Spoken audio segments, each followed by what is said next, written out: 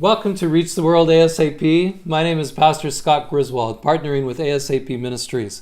Today, I want to introduce you to my friend Abhishek. We're just getting to know each other, and we've met here in Houston. What brought you to Houston?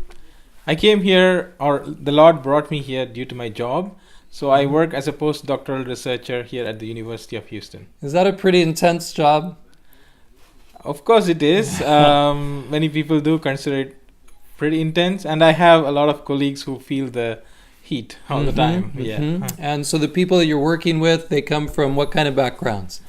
I can give you an example. The hall or the room where our offices are located, and in the entire room, which comprises of about 50 people, about 95% are not from US. Wow. They're from Asia, China, Iran, India, a lot of places. And how come is that? Why aren't there more American born in that environment?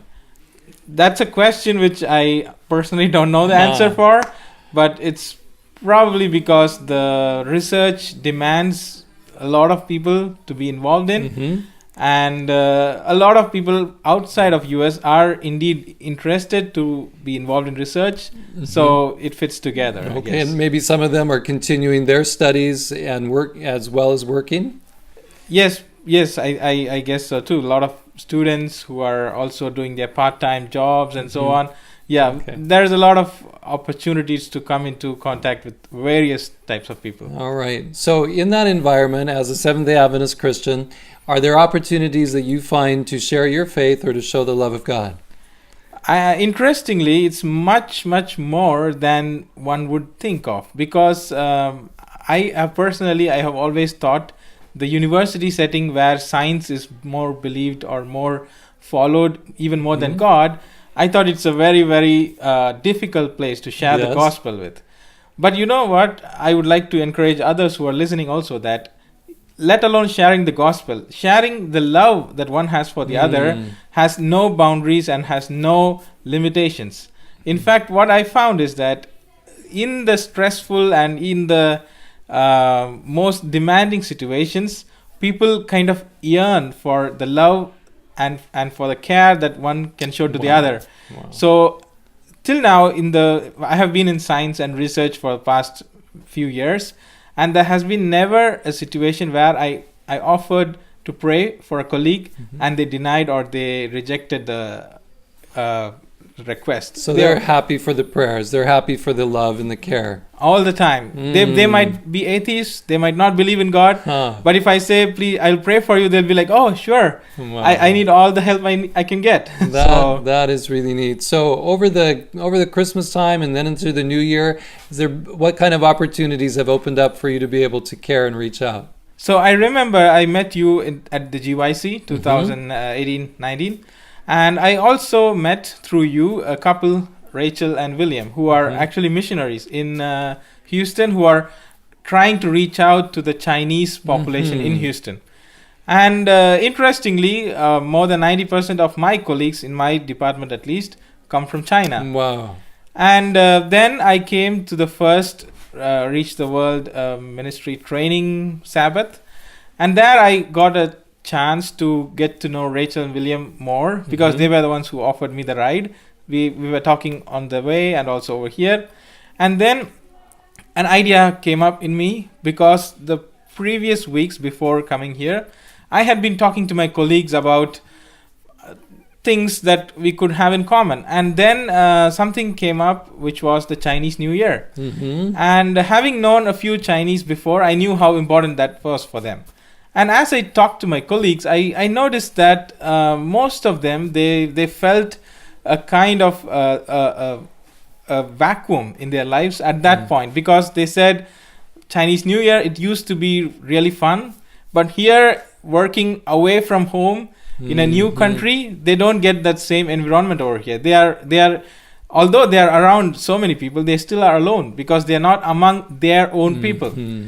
And I did notice that none of them were enthusiastic about Chinese New Year, which they would have usually been very enthusiastic had they been back home.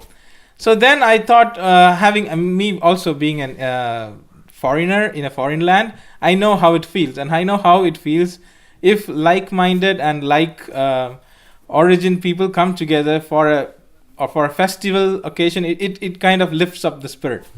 So I had an idea, which is to invite some of my colleagues. Although it was an occasion which I personally did not have any connection to, I thought, okay, why not I just offer my home and a meal to share my love and to share that I do care about their festivities as well. That is so nice. That is so special. So who came? That's where God took over, I guess. So my first step was to just invite them. I said, please come. I would like to host you for lunch. That's all I did. And soon a lot of people were excited, interested. And then I thought I would find this an opportunity to invite my friends from here as well.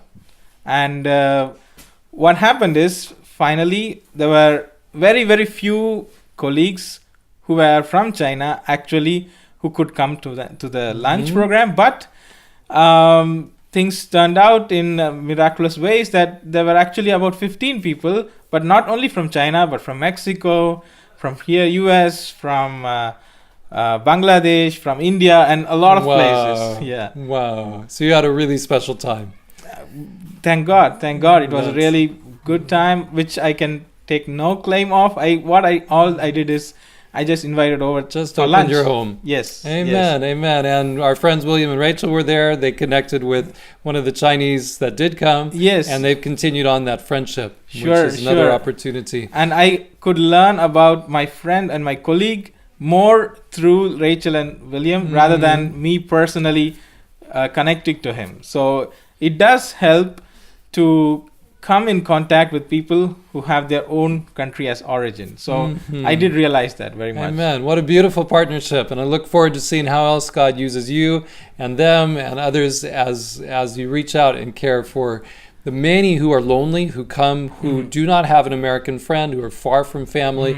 It's very easy, actually, to call a university, offer to volunteer and help connect with international students, and they're happy to have people who will practice English or give them a ride to a store or take them home for Christmas, Thanksgiving. Many opportunities. So if you've been excited by what you've heard about how open people are, how lonely they are, how much it matters to touch their lives as they study at our universities, find out what you can do through your local university. Just call them up, offer to volunteer, say you're willing to befriend and encourage those who've just come, especially when they've just arrived. You may be able to make a friendship that lasts for eternity. If you want to learn more about this, go to the website reachtheworldnextdoor.com and find out there. And let's see what we can do to help Jesus return sooner by reaching the world ASAP.